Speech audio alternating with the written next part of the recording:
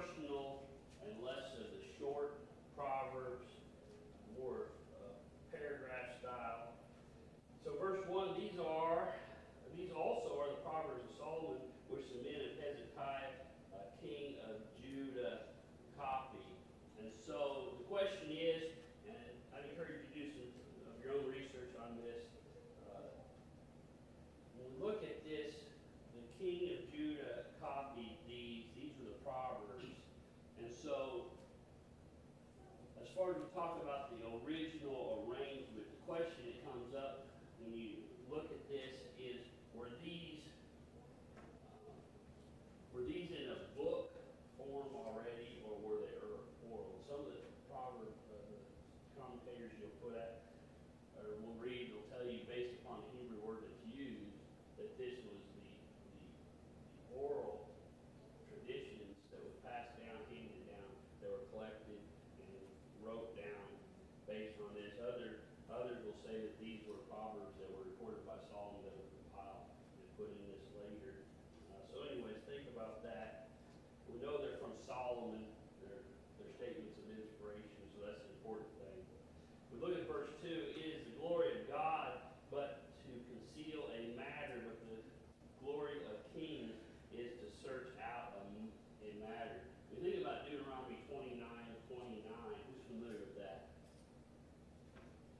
The secret things belong unto the Lord our God, but those things which are revealed belong unto us and our children forever. When you think about that, and you see, and there's other statements in the book of Proverbs that we've already looked at, talking about the deity of God.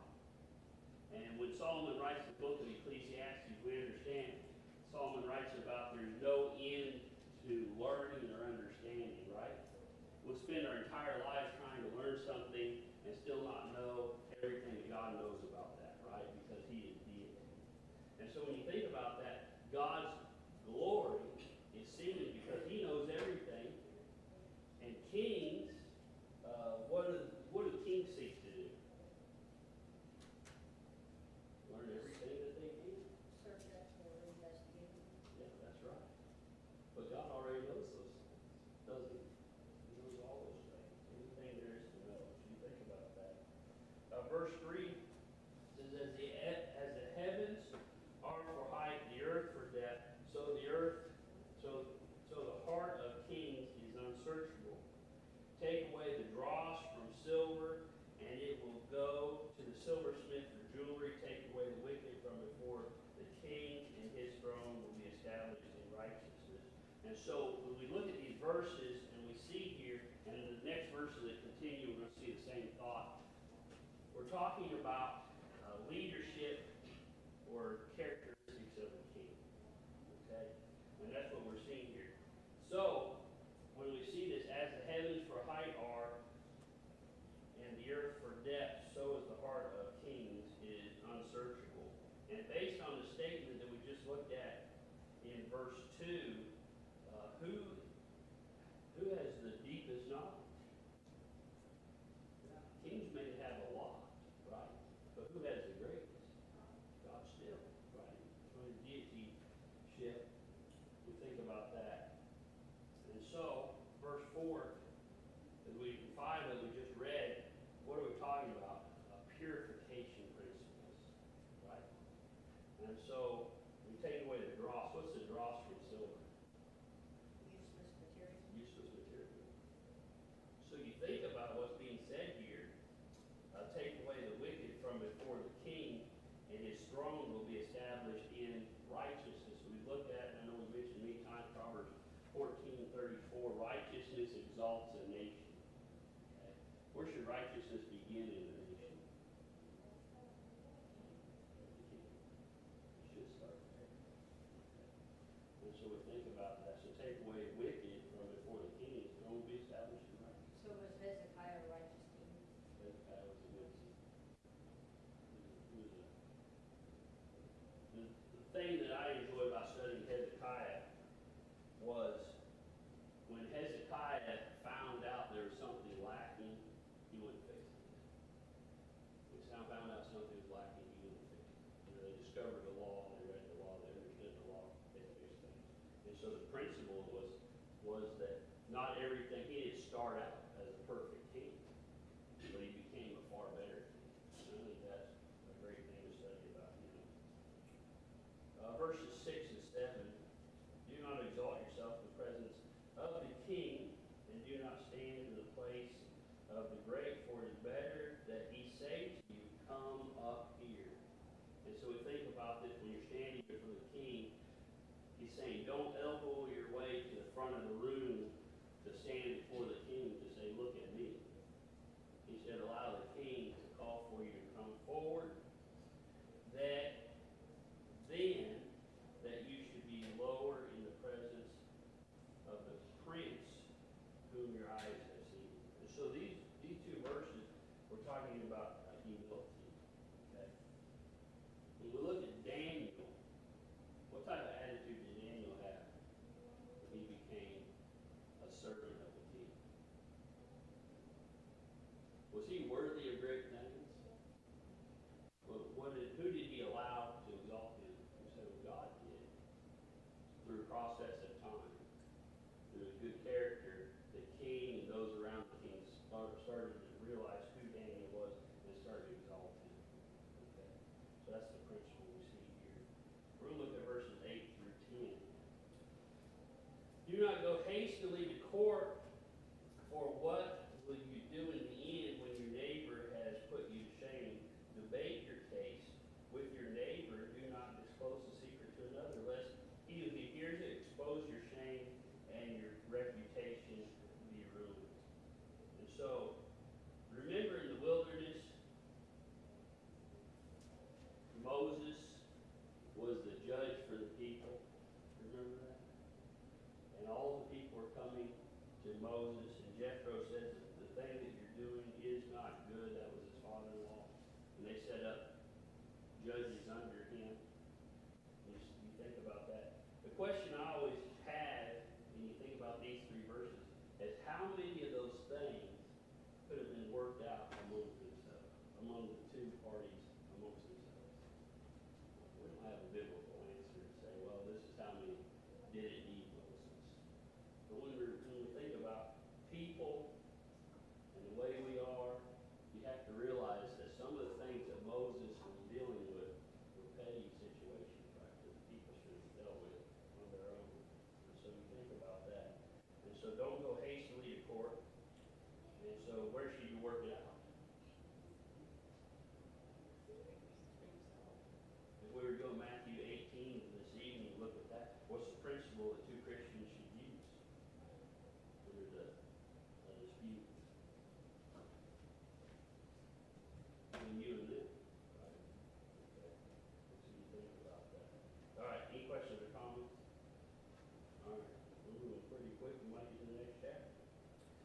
A word fitly spoken is like apples of gold and settings of silver, like an earring of gold, an ornament of fine gold, is a wise rebuker to an obedient ear. So here we're talking about wisdom.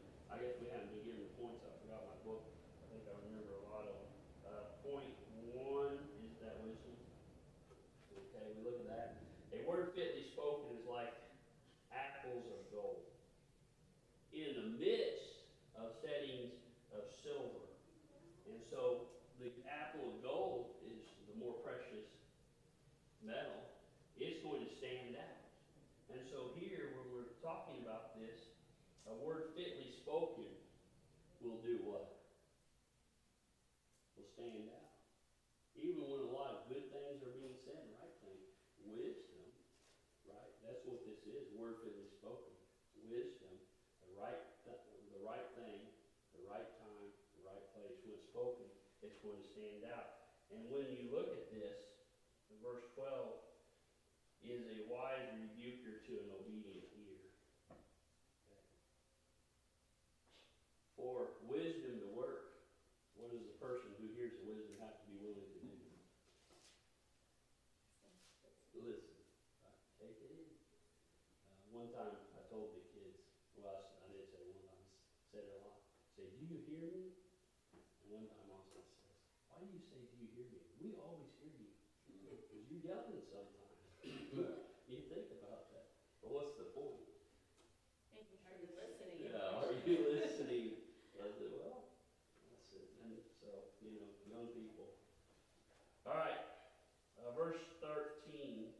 Like the cold of snow in time of harvest is a faithful messenger to those who send him, for he refreshes the soul of his matters. This is not talking about a blizzard or freezing rain. We're talking about when you look at the relief from a refreshing or from refreshment, and you see that at the end of the verse, for he refreshes the soul of his master. Harvest time. What is harvest time? Not the time of the year, but is it a slow time of the year or a busy time of the year? Busy. Busy. Okay. You're rushed, you're hurrying, you're working hard, you're exhausted. And so what we're talking about is the idea of a refreshment, right? As if you had this cool snow to put in your drink to cool you down. He is a faithful messenger to those who send him. So we're talking about this is a refreshing thought. What's a refreshing thought? A faithful messenger. Someone who's doing what they're supposed to do. A fitting servant, as we think about that. Verse 14 says, whoever falsely boasts of giving is like clouds of wind without rain. I thought about that yesterday because not everybody got rain. It wasn't very consistent in our county even yesterday who got rain. We got parts of our county that get rain, but other parts of downpour, right? But if it was during the drought, you saw clouds and wind, you were hopeful it was going to rain. And so that's what we're talking about. When you see those storm clouds, you have the anticipation of rain. Okay? And so whoever falsely boasts of giving is like the blessing of a cloud, and then there's no blessing associated with it. Okay? Empty hopes. And so, is there any examples of clouds and wind with a little rain in the Bible? How about Acts 5, Ananias and Sapphira? Right? They tried to make their gift bigger than it was. You think about that. Verse 15 says, by long forbearance the ruler is persuaded, and a gentle tongue breaks a bone. And think about the persistence, right? By long forbearance the ruler is persuaded. Okay. What does persistence do? It pays off, doesn't it? We've got to be persistent in our prayer. All right. Verse 16, have you found honey? Eat only as much as you need, lest you be filled with it and vomit. And so what's honey? Sweet. Yeah, it's sweet. It's a good thing, isn't it? How many of you like honey? I was amazed when people don't like honey. It can make you sick if you eat too much. At least make you sick if you eat too much. You need self-control. The self-control. And so here we're talking about things in balance. Okay? And so too much of a good thing is a what? A bad thing. Okay? And so here I think that we're talking about balance, talking about self-control. It's one of those things, points on the list that we're looking at. Verse 17 says, seldom set foot in your neighbor's house, lest you become weary and hate you. This verse makes me laugh. Think about some of the beggars out on the interstate. And some of them you recognize. There's a guy that we've seen floating around, and he's getting to the point where he's worn out of his welcome, right? He's made Facebook debuts so far with some of the things that have happened. But seldom set foot. Phrase that I like is, it's hard to miss you while you're still here. Right? And so what do we need to be careful of? Not to do what? Wearing out a welcome. Not to wear out your welcome. Right? Brother Cates, not Dan Cates, but Brother Curtis Cates told a story when we were preaching school about a family they met at a gospel meeting. And he's like, yeah, if you're ever in the area, swing by, say hello. He says, wasn't too long after the meeting, got a knock on the door. So we're here for a week. Just out of the blue. He says, be careful, don't wear out your welcome. words of wisdom might be a good place to put that here. All right, verse 18. A man who bears false witness against his neighbor is like a club, a sword, and a sharp arrow. What are we talking about? They're dangerous. Okay, they're abusive. And so we don't need to be that individual. And maybe we should put this under the tongue in our list. Verse 19 says, confidence in an unfaithful man in time of trouble is like a bad tooth and a foot out of joint. And so, what's it like to have faith in something and see it fail?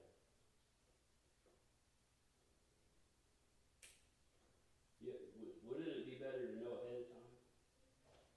Think about that. And so it's compared to who's had a bad tooth. I had my first bad tooth about, I don't know, a year and a half ago. This hits home. Anyway, like a foot out of joint. 20, like one who takes away a garment in cold weather, and like vinegar on soda is one who sings songs to a heavy heart. And so what are we supposed to do with those that weep? What's the biblical principle from Romans?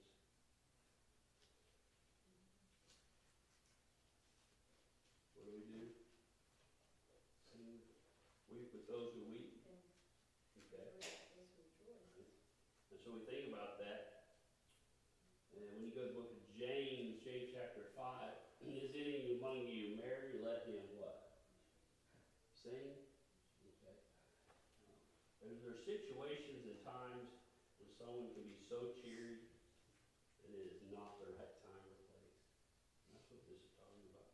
Appropriate time and appropriate place. It's hard to comfort somebody when they're down and out. And if you're so giddy and chipper, it might upset them more, right? So that's what this is talking about. Verses 20 or 21 and 22. If your enemy is hungry, give him bread to eat. If he is thirsty, give him water to drink. For so you will heap coals of fire on his head, and the Lord will reward you. Is this restated in the New Testament? Yeah, it is in Matthew 6.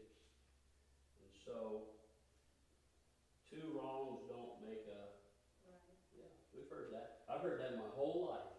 I think every time I fought with my siblings, probably two wrongs don't make a right. Did you? Anybody else hear that? I preached it to my kids. You preached it to your kids. Well, that's good. What is the biblical principle?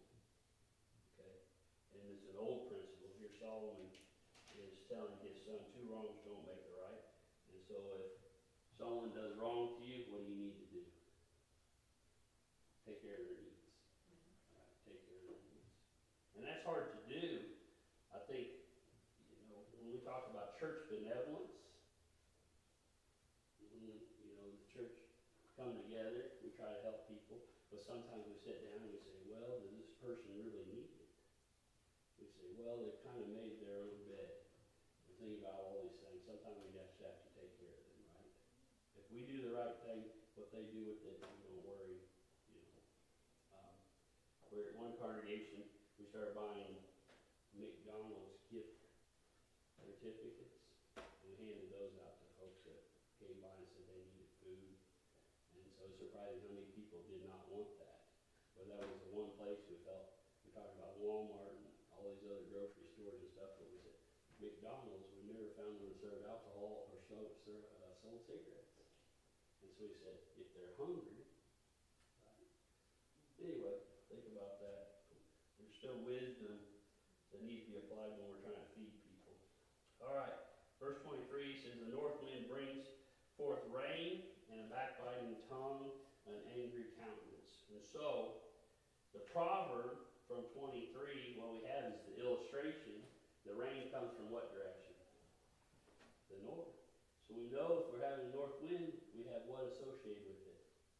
Rain. So, he said, just like everybody knows that, then we also know that a backbiting tongue will bring about problems. We know that. There's no excuse for it. You can't justify, say, well, it really doesn't cause that much problem. Solomon says it always causes problems. Always will. Verse 24 is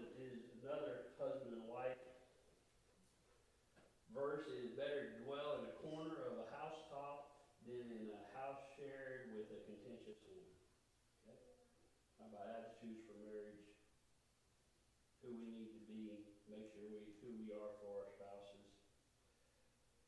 Verse 25 is a cold water to a weary soul. We're talking about another illustration of a refreshing drink here.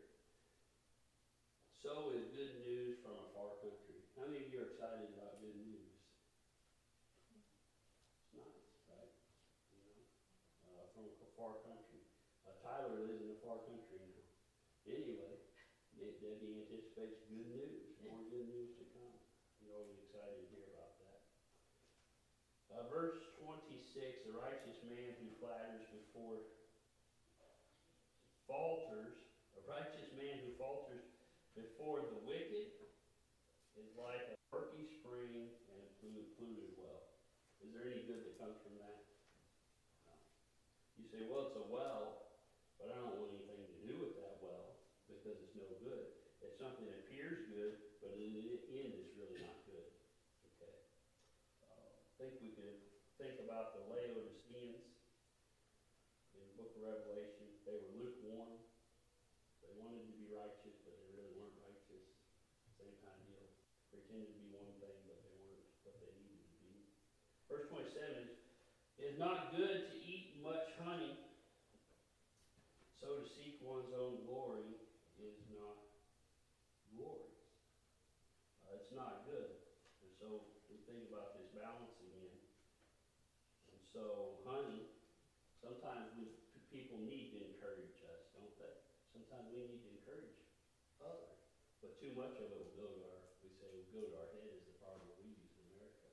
We need to be careful of that. Don't be seeking that glory, that pride.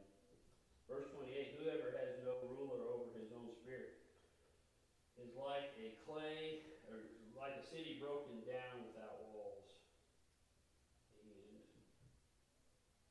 And in the ESV it says, a man without self-control is like a city broken in two and left without walls. And so, when we think about the walls, what is the walls that we have to build around our hearts? It's our conscience, isn't it? They need to be placed in the right place, don't they? Not too far out, not too far in. We place it in the right place, and that becomes our governor. All right, we got any questions or comments? Much honey. Mine says much honey. Moderation is in good things, goes with humility, and then follows up with self-control is a key part of obedience to God in 28. That's a good point. Another tied together. What's probably the biggest problem we have in our nation? Self-control. People don't have self-control. Where does self-control start? At home. Whose home? Their home when they're being raised. That's right. It starts in our parents' home. Was it in the jail yesterday, Eric? We read Romans chapter 1. One of the things that we saw there, disobedient to parents. The first walls that we have built are whose walls? The parents' walls. The parents start building the walls. Lance and I had a conversation the other day. He said, you're going to keep making decisions till I'm 25, not make my own decisions. I said, you make all the decisions you want to. And I said, as long as they're the right decisions, we won't change them. But if they're the wrong one, we're going to change them. You think about that. Because he needs to be building his own walls, doesn't he? But I'm afraid, his mom and I, we agree that we're not talking about anything immoral. These are school issues. Some of his walls may not be in the right place regarding classes he wants to take or not take. Anyway, so he said, as long as you live here, we're going to help you make the right decision.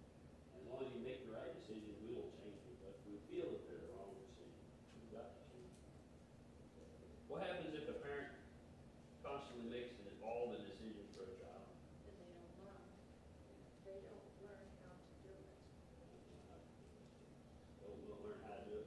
Don't know how to reason. And then, you think about these walls that are broken down. When they leave the home, where's their walls? Nowhere. They left them back at home. Because their parents, they were using their walls, not their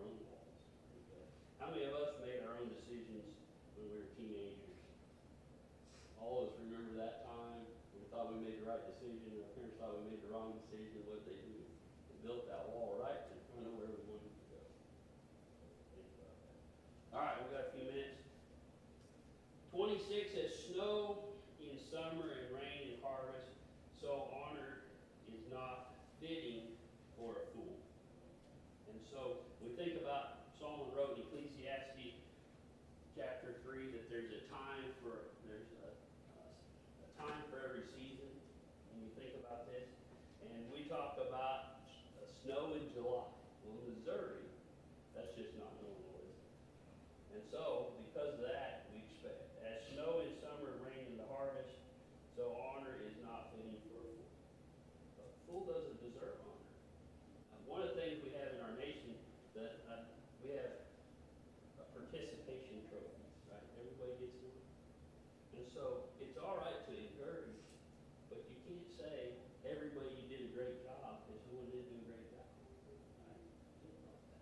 And so in our nation, I feel like everybody's looking for a pat on the back. And when we think about that, when it comes to our morality, how many pats on the back are we giving for people in their morality? Too many. You're not supposed to say it's wrong. That's our culture, isn't it? You can't say anything. It's their choice. It's their decision.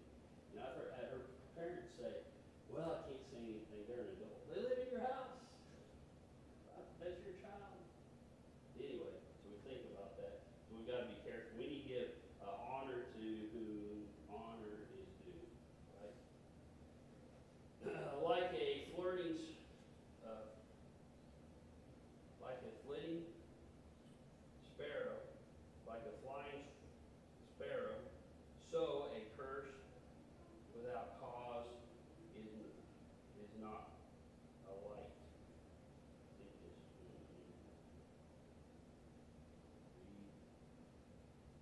read in my text.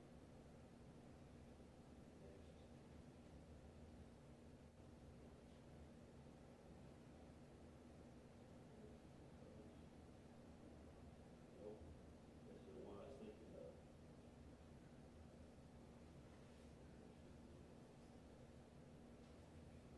All right, let's read verses 3 through 12, and we'll tie it all together. It says, a whip for the horse, a bridle for the donkey, and a rod for the fool's back. Do not answer a fool according to his folly, lest you also be like him. Answer a fool according to his folly, lest he be wise in his own eyes. He who sends a message by the hand of a fool cuts off his own feet, and drinks violence like the legs of the lame that hang limp is a proverb in the mouth of fools. Like one who binds a stone in a sling is he who gives honor to a fool. Like a thorn that goes into the hand of a drunkard is a proverb in the mouth of fools. The great God who formed everything gives the fool his hire and the transgressor his wages. As a dog returns to his own vomit, so a fool repeats his folly. Do you see a man wise in his own eyes? There is more hope for a fool than for him. And so as we begin this chapter, everything here, what are we talking about? Who needs to be exalted? What does wisdom do? Exalts. Okay. What does the lack of wisdom do? Brings a person down, right? And so no one that's lacking wisdom, they're not alike. They're not okay. They shouldn't be followed, right? We think about leaders. What type of leaders should we be looking to? Someone who's wise and full of wisdom. So then verses 13 through 16 talk about a little different type of individual, also a fool. But it says, a lazy man says there's a lion in the road, a fierce lion is in the streets. As the door turns on its hinges, so does the lazy man on his bed. The lazy man buries his hand in a bowl. It wearies him to bring it back to his mouth. The lazy man is wiser in his own eyes than 7 men who can answer sensibly. We've got a couple of these verses we see are repeats from other places in the book. And so we have the lazy man is not able to accomplish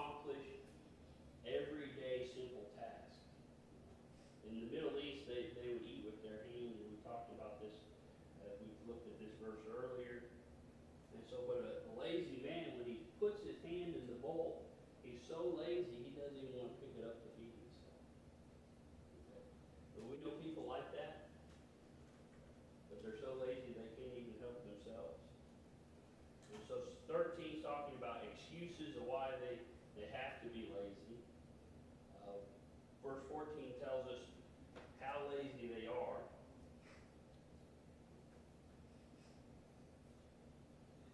In verse 15. And then 16, the lazy man is wiser in whose eyes? He says he thinks he's got it all figured out. But does he really have anything? Look at verse 17. We'll look at this one by itself. He who passes by and meddles in a quarrel, not his own, is like one who takes a dog by the ears. If you take a dog by the ears, what does it do to the dog? Riles them up. So when you hold the dog by its ears and they get all worked up and angry, how do you get out of that situation? You're probably going to get that bark, right? And so stay out of it, be careful, make sure it's your problem before you get involved. Verses 18 and 19 says, like a madman who throws firebrands, arrows, and death is a man who deceives his neighbor and says, I was only joking. What's he done? What do we have here? A prosperity. You know anybody like that? I drove the bus, and there was one person on the bus that was, we're not supposed to change seats, but they could get all these friends that sat together, they could get every one of those sets of friends fighting between the friends before we got out of town. That's not a gift to be proud of. But anyway. All right, let's do one more here. Verses 20 through 22 says, where there's no wood, the fire goes out, and where there's no talebearer, strife ceases. As charcoal is to burning coals, and wood to fire, so is a contentious man to kindle strife. The words of a talebearer are like tasty trifles, and they go down to the inmost body. And so there's some people that live for this, don't they? The type of person we just looked at, who likes to get people stirred up.